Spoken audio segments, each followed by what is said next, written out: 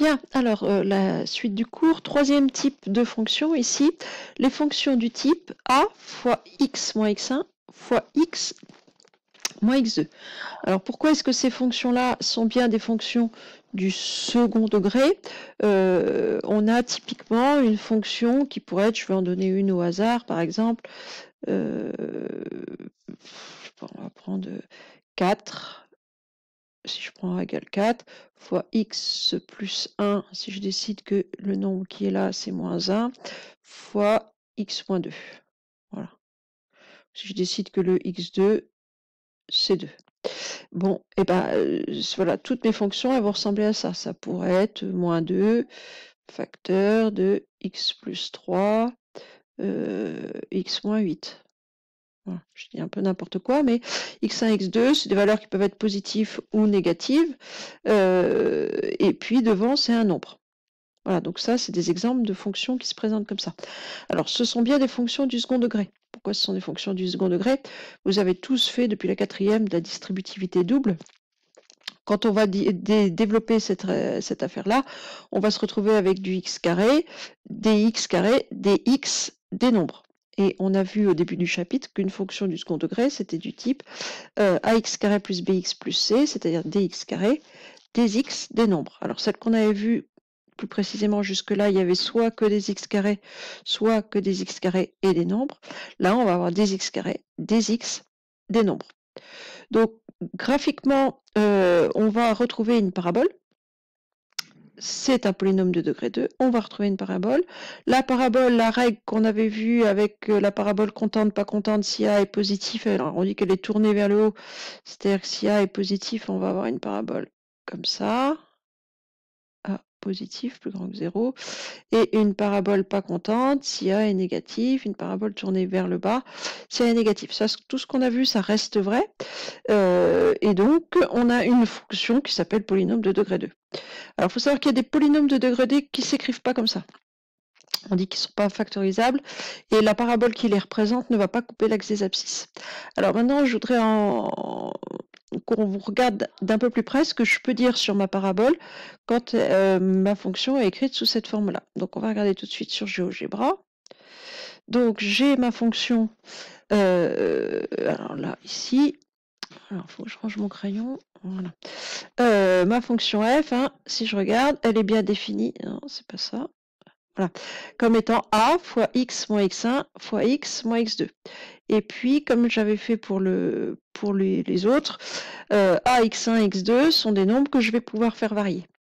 Donc, le a, on va tout de suite regarder. Donc, si je bouge a, c'est ce qu'on avait déjà constaté avec un a négatif, donc parabole pas contente. A positif, parabole contente. Plus on s'approche de 0, plus la parabole elle est dodue. Plus je m'éloigne de 0, plus ma parabole elle est resserrée dans un sens ou dans l'autre. Donc ça, tout ça, ça reste vrai.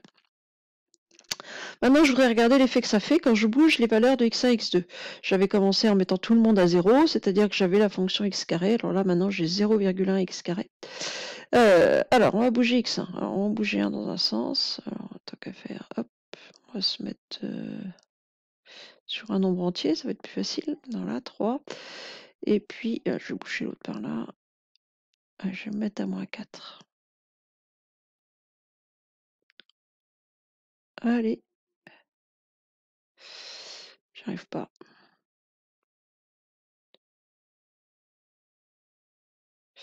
Ah, c'est technique un petit peu, hein.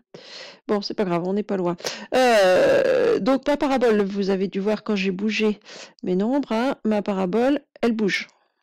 Elle se déplace de gauche à droite. C'est-à-dire qu'elle n'est plus centrée sur l'axe des ordonnées comme elle l'était quand x et x1 et x2 valaient tous les deux 0. Cette fois-ci, elle est centrée, tout dépend des valeurs qu'on a pris, hein. Alors, pourquoi est-ce que je suis à 2,5? Je vais essayer de me remettre sur un nombre facile. Voilà, moins 1, ça me plaît. Et puis là, on va essayer de se mettre sur un entier. Voilà, 3, très bien. Donc là, j'ai ma fonction, ce serait 0,1 fois x moins 3 fois x plus 2. Si sur celle-ci, hein, j'aurai la fonction, je crois que je ne peux pas faire ça.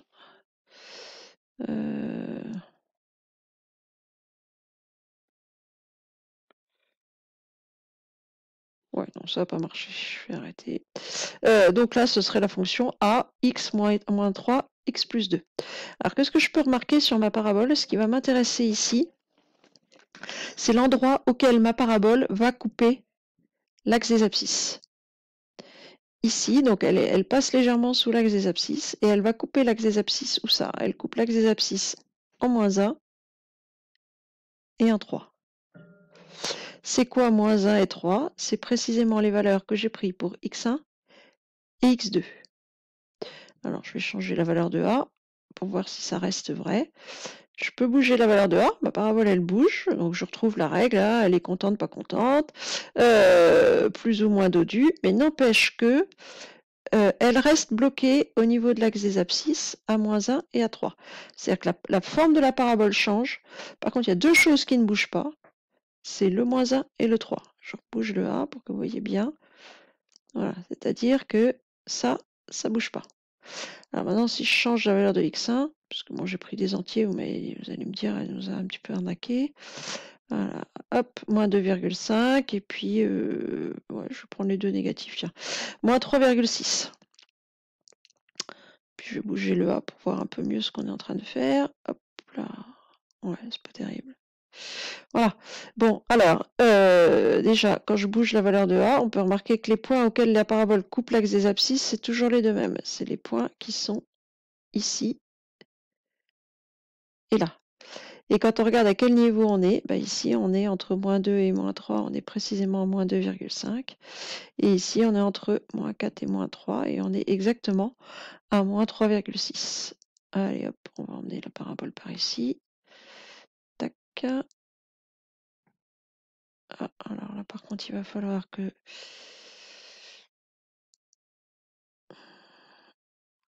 Non, c'est pas ça que je voulais faire. Ah, elle descend très bas celle-ci. Voilà. Bon, et ben ma parabole, elle coupe l'axe des abscisses. Alors je me suis mis à -3,9, on voit plus trop parce qu'on est un peu loin. Mais on constate toujours que les deux points d'intersection entre la parabole et l'axe des abscisses, c'est toujours les deux mêmes.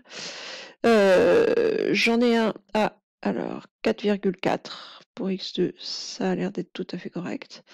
Et l'autre, moins 3,9. Alors, c'est pas facile à dire avec la précision qu'on a là. On peut peut-être se rapprocher. Ah là là, c'est pas mal. Donc, moins 3,9, oui, ça paraît pas complètement délirant. Et puis 4,4, ben là, c'est bon. Et donc, si je bouge A, ces deux points-là, ils ne bougent pas. La parabole, elle se resserre, elle s'inverse, elle fait ce qu'elle veut, et plus ou moins dodu. Mais les deux points-là, le 4,4 et le moins 3,9, on les retrouve de manière constante. Ils sont toujours là. Donc, on va voir dans le cours ce qu'on va faire de ça. Hop là, par ici. Donc, les points d'intersection entre ma parabole et l'axe des abscisses. Donc, ils sont toujours en x1.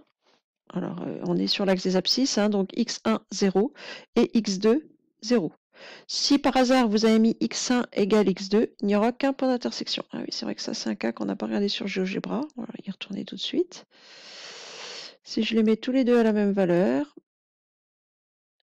alors 1,5, on va se mettre 1,5 aussi, on va essayer du moins. Allez, voilà. Et bien effectivement, ma parabole, elle n'a plus qu'un point d'intersection. Alors, on a l'impression qu'il y en a deux, là, ça fait tout écraser. C'est normal, hein, mais si je zoome, je n'ai qu'un point d'intersection et il est en 1,5. Donc, je retourne, voilà. Alors, pourquoi est-ce qu'on retrouve ça? Bah alors, c'est plutôt normal. Vous avez votre fonction f de x égale a facteur de x moins x1 facteur de x moins x2. Dire que votre parabole coupe l'axe des abscisses,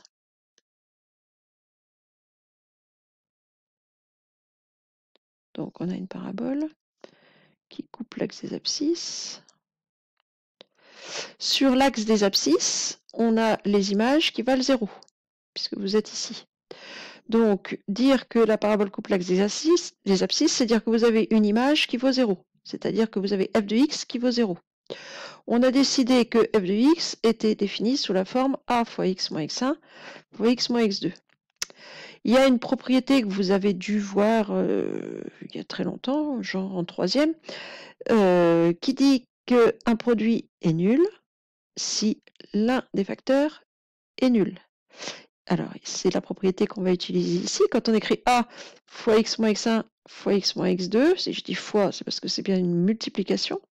Et pour que le résultat d'une multiplication fasse 0, il faut qu'il y ait un 0 quelque part. Alors ici, il y a 3 facteurs. Il y a a, il y a x moins x1, il y a x moins x2. Mais au tout début du chapitre, on a dit a, il n'a pas le droit de valoir 0. Donc il y a un 0 quelque part, mais c'est pas a. Donc ça, on en est sûr, c'est pas lui.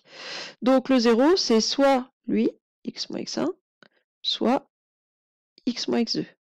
Donc soit x moins x1 égale 0, soit x moins x2 égale 0, c'est-à-dire que soit x égale x1, le nombre qu'on a là, soit x égale x2. Alors ces nombres-là, ils portent des noms. On dit que ce sont les racines du polynôme du second degré. Ce sont les deux solutions de l'équation f de x égale 0. Et si x1 égale x2, on dit qu'il y a une racine double. Donc on va faire l'exemple tout de suite, oui, on a le temps avant que ça coupe. Est-ce que je vais y arriver? C'est pas sûr. Alors voilà.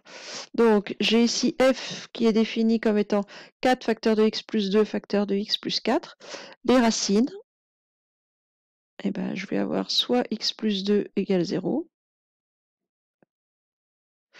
soit x plus 4 égale 0.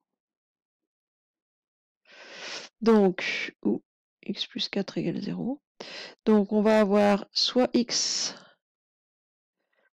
égale moins 2, ou x égale moins 4. Vous allez me dire, pourquoi j'ai mis 2 là, c'est moins 2. Vous allez me dire, mais tout à l'heure, on tombait pile sur x1 et x2. Oui, c'est normal. x1 et x2, dans mon expression, hein, j'ai a, facteur de x moins x1, x moins x2. Donc moi, si j'ai écrit x plus 2 ici, c'est parce que mon x1, il vaut moins 2. Moins 2, vous avez bien retrouvé le plus 2. De la même manière, ici, x plus 4, c'est x moins 4. Donc les deux nombres, les deux racines, c'est bien moins 2 et moins 4. Pour que ça fasse 0, si je mets un moins 2 ici, je vais avoir un 0 à cet endroit-là, moins 2 plus 2. Si je remplace x par moins 4, c'est à cet endroit-là que je vais avoir mon 0, je vais faire moins 4 plus 4. Pour la deuxième, c'est la même chose, hein, g de x, pour que g de x fasse 0, il faut qu'on ait soit x plus 2,5 égale 0, c'est-à-dire x égale moins 2,5, ou x moins 1 tiers égale 0, c'est-à-dire x égale 1 tiers. Donc les deux racines, pour f c'est moins 2 et moins 4, pour g c'est moins 2,5 et 1 tiers, c'est-à-dire c'est en changeant les signes, les deux nombres qu'on retrouve ici. Alors pour faire l'exercice suivant, je vais être obligée de m'arrêter, vous allez le retrouver dans une autre vidéo.